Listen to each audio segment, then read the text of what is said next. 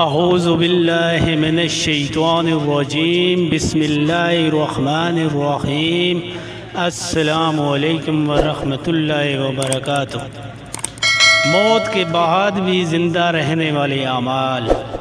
حضرت ابو ہریرہ رضی اللہ تعالی عنہ سے روایت ہے کہ نبی کریم صلی اللہ علیہ وآلہ وسلم نے فرمایا، جو انسان مر جاتا ہے تو اس کے اعمال نامے کا سلسلہ ختم ہو جاتا ہے سوائے 3 چیزوں کے، یعنی ان 3 چیزوں کا اجر اسے ملتا رہتا ہے۔ ایک صدقہ جاریہ، دوسرا وہ علم جس سے لوگ فائدہ اٹھائیں، تیسرا وہ اولاد جو اس کے بعد دعا کرتی رہے۔